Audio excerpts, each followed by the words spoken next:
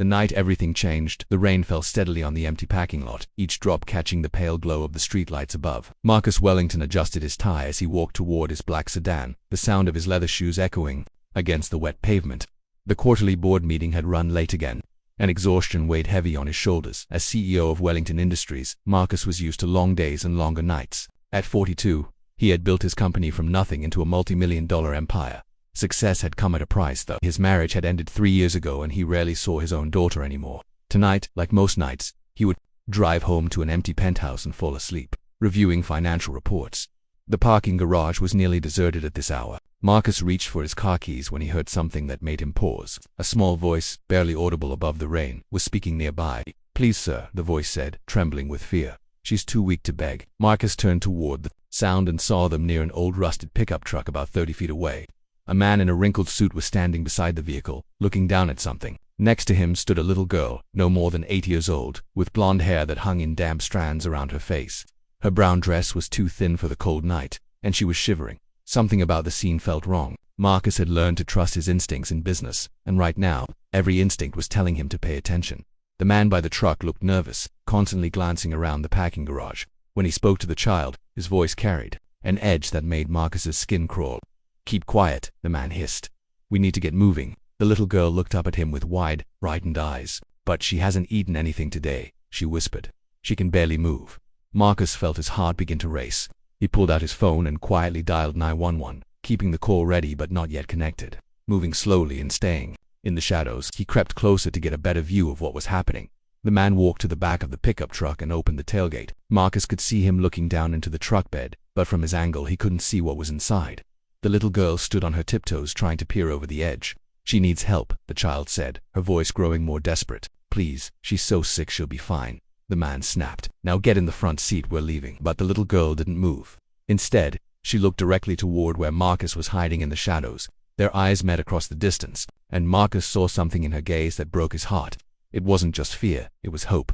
"Sir," she called out, her voice carrying clearly through the night air. "Sir, please help us. She's too weak to beg." The man spun around, his face twisted with anger and panic. "What are you doing?" he shouted at the girl. "I told you to be quiet." Marcus stepped out from behind the concrete pillar where he had been hiding. His hands were steady, his voice calm but commanding. "Is there a problem here?" he asked, walking slowly toward them. The man's eyes darted between Marcus and the exits. "No problem," he said quickly. "Just taking my daughter home." But Marcus was looking at the little girl, and she was shaking her head frantically behind the man's back. He pressed the call button on his phone. "I think there might be," Marcus said. "Why don't we all just wait here for a few minutes?" The man took a step backward toward the truck.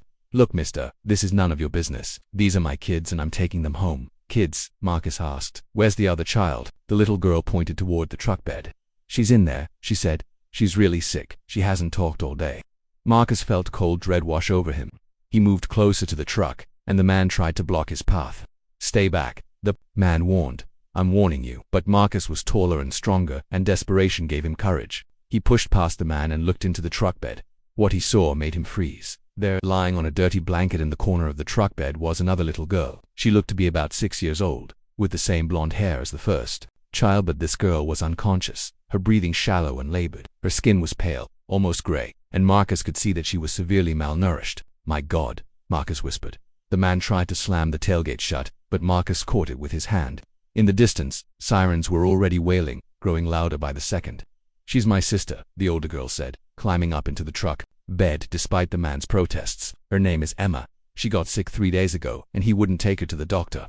Marcus looked at the man, who was now backing away toward the garage exit. "Who are you?" Marcus demanded. "Their uncle," the man said. "Their parents died in a car accident last month. I'm all they have." But the older girl was shaking her head again. "He's lying," she said. "He took us from the foster home. He said he was going to find us a new family, but he's been keeping us in his car for days." The police cars arrived then, their red and blue lights painting the concrete walls in flashing colors. Officers surrounded the man before he could reach the exit. Marcus gently lifted the unconscious little girl from the truck bed.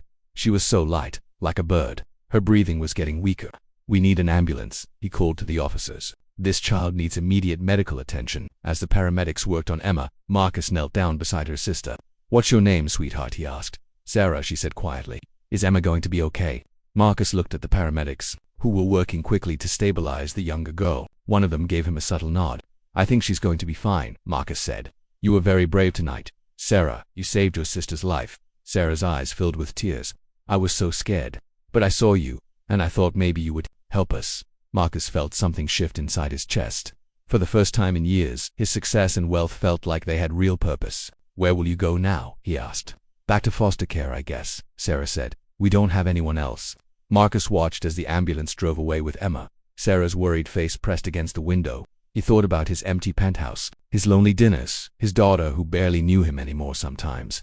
He realized the most important business decisions weren't made in boardrooms. 3 months later, Marcus stood in the same parking garage, but everything was different. Sarah and Emma were with him, both healthy and happy, officially part of his family. Emma ran ahead to the car, her laughter echoing off the concrete walls. Daddy, can we get ice cream on the way home? Sarah asked, taking his hand. Marcus smiled, remembering the night when a little girl's courage had changed all their lives. Of course, he said. We have all the time in the world.